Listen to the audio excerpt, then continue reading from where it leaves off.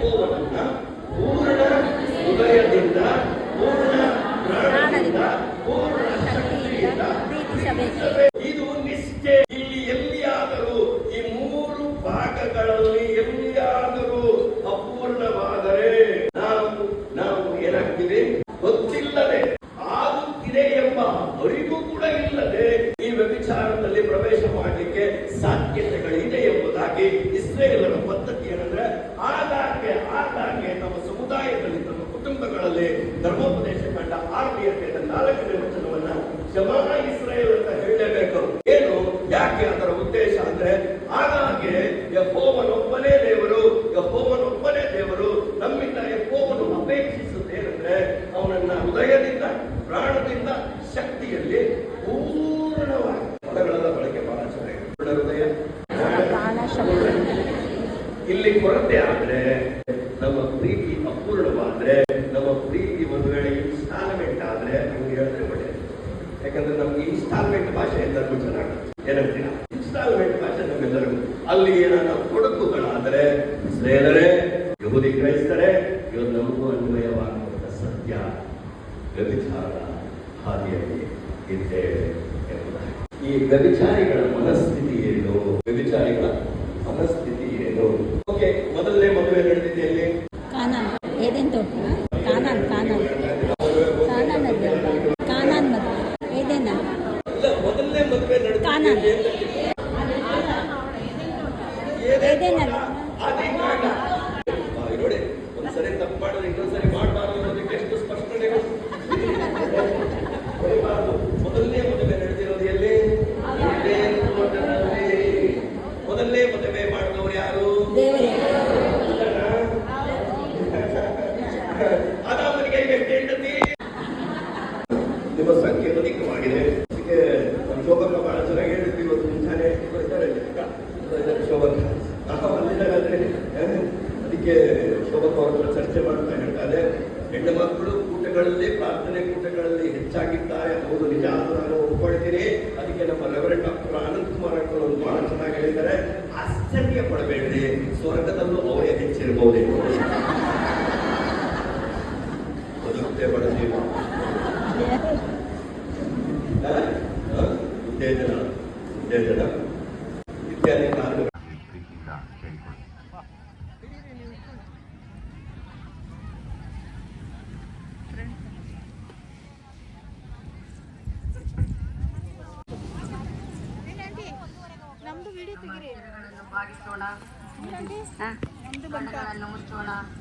ನಮ್ದು ಬಂತಪ್ಪ.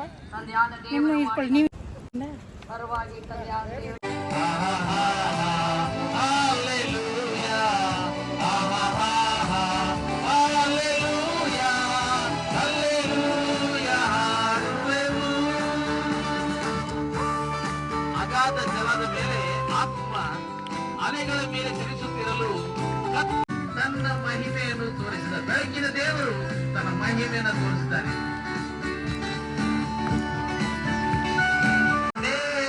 ಚಲಿಸುತ್ತಿರಲು ಕತ್ತಲೆಯ ಬೇರ್ಪಡಿಸಿ ಬೆಳಕನ್ನು ಉಂಟು ಮಾಡಿ ತನ್ನ ಮಹಿಮೆಯನ್ನು ತೋರಿಸಿದನು.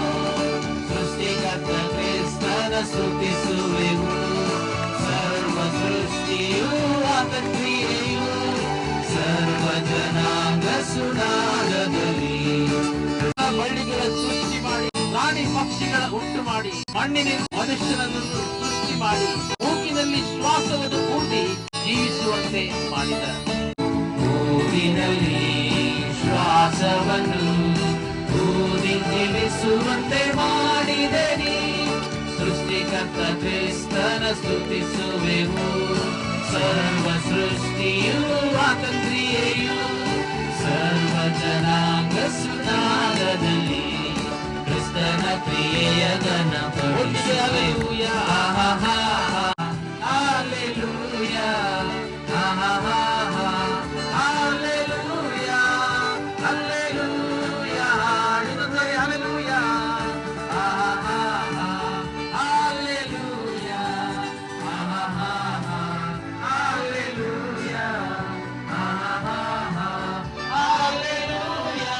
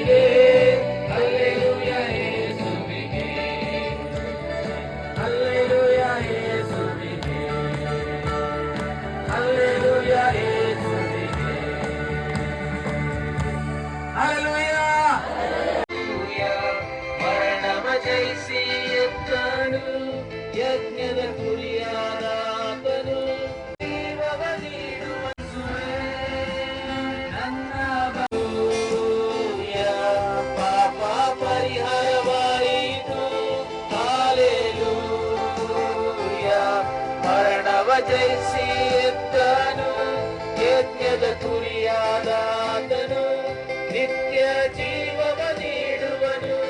ಯೇಸುವೇ ನಮ್ಮ ಭರವಸೆ. ಇನ್ನೊಂದು ಸಾರಿ ಹಲ್ಲೆಲೂಯಾ ಅಂತ ಹಾಡೋಣ. ಹಲ್ಲೆಲೂಯಾ, ಪಾಪ ಪರಿಹಾರವಾಯಿತು.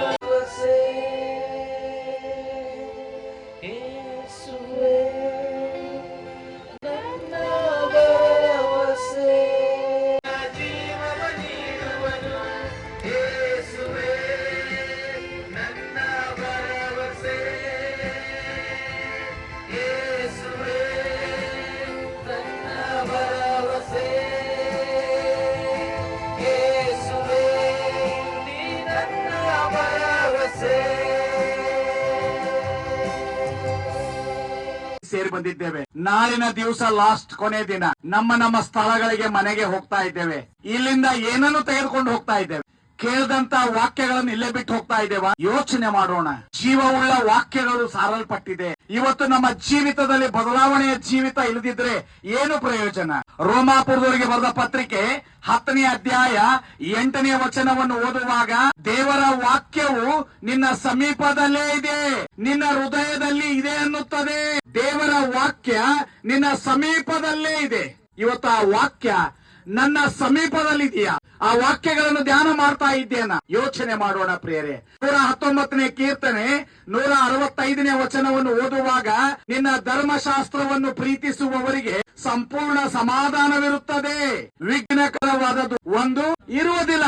ಸಂಪೂರ್ಣ ಸಮಾಧಾನ, ಸಂಪೂರ್ಣ ಬಿಡುಗಡೆ, ಸಂಪೂರ್ಣ ಆಶೀರ್ವಾದ ಧರ್ಮಶಾಸ್ತ್ರ, ಜೀವವುಳ್ಳ ವಾಕ್ಯ ಪ್ರಿಯರೇ. ಪ್ರಕಟಣೆಯ ಗ್ರಂಥ 19ನೇ ಅಧ್ಯಾಯ 17ನೇ ವಚನವನ್ನು ಓದುವಾಗ, ಆತನು ರಕ್ತ ಪ್ರೋಕ್ಷಿತವಾದ ವಸ್ತ್ರಗಳನ್ನು ಧರಿಸಿಕೊಂಡಿದ್ದನು, ಆತನಿಗೆ ದೇವರ ವಾಕ್ಯವೆಂಬ ಹೆಸರಿತ್ತು. ಹಲ್ಲೆಲೂಯಾ. ಯೇಸುವಿಗೆ ಇನ್ನೊಂದು ಹೆಸರೇ ದೇವರ ವಾಕ್ಯ.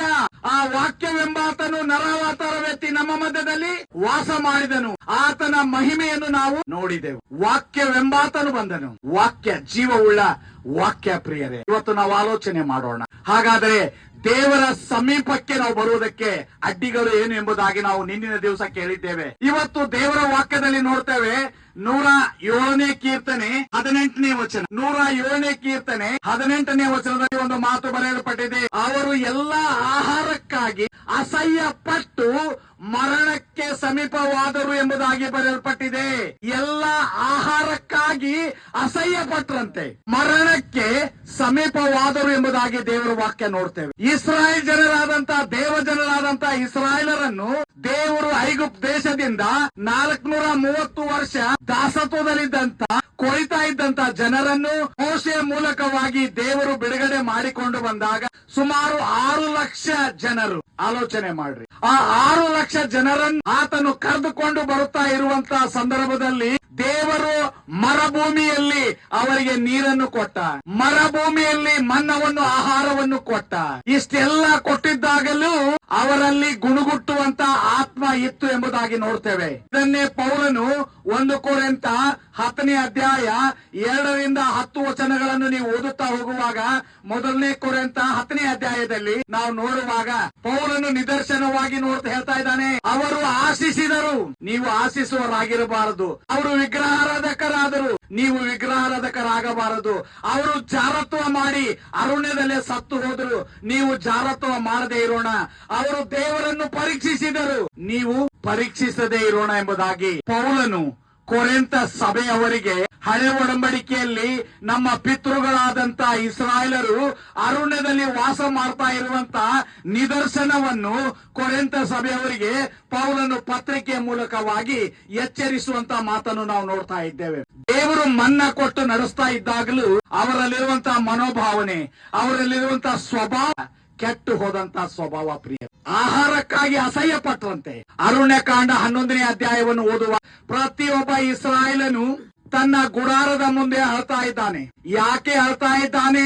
ನಾವು ಐಗುಪ್ತದಲ್ಲಿದ್ದಾಗ ಮೀನುಗಳನ್ನು, ಈರುಳ್ಳಿಗಳನ್ನು, ಈರುಳ್ಳಿಗಳನ್ನು, ಉತ್ತಮವಾದ ಆಹಾರವನ್ನು ಊಟ ಮಾಡ್ತಾ ಇದ್ವಿ. ಎಲ್ಲಿ? ಐಗುಪ್ತದಲ್ಲಿ ಆರಾಮವಾಗಿದ್ವಿ. ಅರಣ್ಯಕಾಂಡ 10:6 ಬಂದಾಗ ಇಲ್ಲಿ ಬಂದು ನಮ್ಮ ಜೀವ ಬತ್ತಿ ಹೋಗಿದೆ ಎಂಬುದಾಗಿ ಅರಿಕೆ ಮಾಡ್ತಾ ಇದ್ದಾರೆ. ನಮ್ಮ ಜೀವ ಏನಾಗಿದೆ? ಜೀವ ಬತ್ತಿ ಹೋಗಿದೆ ಎಂಬುದಾಗಿ ಪ್ರತಿಯೊಬ್ಬ ಇಸ್ರಾಯೇಲನು ಅಳ್ತಾ ಇರುವಂತಹ ಸಂದರ್ಭದಲ್ಲಿ ದೇವರು ಅವರ ಮೊರೆಯನ್ನು ಕೇಳಿದ. ಮೋಶೆಗೂ ಕೂಡ ಬಹಳ ದುಃಖವಾಗ್ತಾ ಇದೆ. ದೇವರೇ, ಕೂಸನ್ನು ಎತ್ತಿಕೊಳ್ಳುವಂತ ರೀತಿಯಲ್ಲಿ ಈ 6 ಲಕ್ಷ ಕ್ಕಿಂತ ಹೆಚ್ಚಾದಂತಹ ಜನರನ್ನು ನನ್ನ ಉಡಿಯಲ್ಲಿ ಹಾಕಿ ಹಾಲು ಜೇನು ಹರಿಯುವಂತ ದೇಶಕ್ಕೆ ನಡೆಸ್ತೇನೆಂಬುದಾಗಿ ಹೇಳಿದ ಕರ್ತನೇ, ಇವರ ಮನೋಭಾವನೆಯನ್ನು ನೋಡು, ಇವರ ಗುಣಗುಟ್ಟುವಂತ ಆತ್ಮವನ್ನು ನೋಡು ಎಂಬುದಾಗಿ ಹೇಳಿ ದೇವರಿಗೆ ಮೊರೆ ಇಟ್ಟು ಒಂದು ಸಿದ್ಧಾಂತಕ್ಕೆ ಬರ್ತಾನೆ. ದೇವರೇ, ಇಲ್ಲೇ ನನ್ನ ಪ್ರಾಣವನ್ನು ತೆಗೆದು ಬಿಡು. ಯಾರು ಪ್ರಾರ್ಥನೆ ಮಾಡ್ತಾರೆ? ಮೋಶೆ ಪ್ರಾರ್ಥನೆ ಮಾಡ್ತಾನೆ.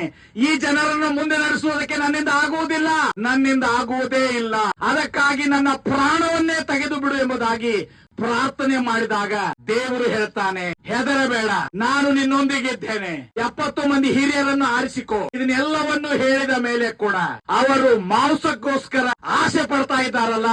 ನಾನು 1 ದಿವಸ ಅಲ್ಲ, 2 ದಿವಸವಲ್ಲ, 4 ದಿವಸವಲ್ಲ, 6 ದಿವಸವಲ್ಲ, 1 ತಿಂಗಳವರೆಗೂ ಅವರಿಗೆ ಮಾಂಸವನ್ನೇ ಕೊಡ್ತೇನೆ. ತಿಂದು ತಿಂದು ತಿಂದು ಅದರ ವಾಸನೆ ಮೂಗಿನಿಂದ ಹೊರಗೆ ಹೋಗ್ತಾ ಇತ್ತಂತೆ. ಆಸೆ ಪಟ್ರಂತೆ. ಲಾವಕ್ಕಿಗಳು ಬರಮಾಡುವಾಗ ಹಿಡಿದು ಅವನು ತಿಂದು ಒಣಗಿಸಿ ಇಟ್ರಂತೆ. ಪಿತೃಗಳು ನೋಡ್ರಿ, ಆಸೆ ನೋಡ್ರಿ, ಆಸೆ ಪಟ್ಟಂತ. ಮುಂದೆ ಬರಬೇಕು, ಅಲ್ಲಿ ವಾಕ್ಯ ನೋಡ್ತೇವೆ, ಅಲ್ಲಿ ಅನೇಕರು ಹತರಾಗುವಾಗ ಆಸೆ ಪಟ್ಟವರ ಸಮಾಧಿಗಳು ಎಂಬುದಾಗಿ ಬರೆಯಲ್ಪಟ್ಟಿದೆ. ಅರಣ್ಯಕಾಂಡ 11ನೇ ಅಧ್ಯಾಯವನ್ನು ನೀವು ಪೂರ್ತಿಯಾಗಿ ಓದುವಾಗ ಆಸೆ ಪಟ್ಟವರ ಸಮಾಧಿಗಳು. ಇವತ್ತು ನಮ್ಮ ಮನೋಭಾವನೆ ಏನಿದೆ, ಇದನ್ನು ಸಿದ್ಧಪಡಿಸುವುದಕ್ಕೆ ಎಷ್ಟು ಶ್ರಮ ಇದೆ ಗೊತ್ತಾ? ಮೋಶೆಗೆ 6 ಲಕ್ಷಕ್ಕಿಂತ ಹೆಚ್ಚಾದಂತ ಜನರು ಕರ್ಕೊಂಡು ಹೋಗ್ಬೇಕಾದ್ರೆ, ಮರುಭೂಮಿಯಲ್ಲಿ ಕರ್ಕೊಂಡು ಹೋಗ್ಬೇಕಾದ್ರೆ 40 ವರ್ಷ. ಹೇಗಿತ್ತು ಇವತ್ತಿನ ಮೀಟಿಂಗು? ಇವತ್ತಿನ ಮೀಟಿಂಗ್ ಚೆನ್ನಾಗಿತ್ತು, ಸೂಪರ್ ಆಗಿತ್ತು. ಹೌದಾ? ನೀವು ಚೆನ್ನಾಗಿ ಎಂಜಾಯ್ ಮಾಡಿದ್ರಿ. ಓಕೆ, ನೀವು ಎಲ್ಲಿಂದ ಬಂದಿದ್ದೀರಿ? ಯಾವ ಊರಿಂದ? ನಾವು ಬ್ಯಾಂಗ್ಳೂರಿಂದ ಬಂದಿದ್ವಿ. ಫಸ್ಟ್ ಎಷ್ಟನೇ ವರ್ಷ ಆಯ್ತು? R T Nagar. ಸೆಕೆಂಡ್ ಟೈಮಾ? ಫಸ್ಟ್ ಇಲ್ಲ, ಟೈಮ್? ಫಸ್ಟ್ ಟೈಮ್ ಬಂದಿರೋದು. ಹೌದಾ? ಬಹಳ ಸಂತೋಷವಾಯಿತು ಓಕೆ, ನನಗೆ. ಓಕೆ. ದೇವರ ವಾಕ್ಯ ತುಂಬಾ ಚೆನ್ನಾಗಿತ್ತು. ಹೌದು. ಒಳ್ಳೆ ಆಶೀರ್ವಾದ. ರಿಯಲಿ ಸಂತೋಷ ಆಯ್ತು ನನಗೆ ನಿಮ್ಮ ಹತ್ರ ಕೇಳಿ.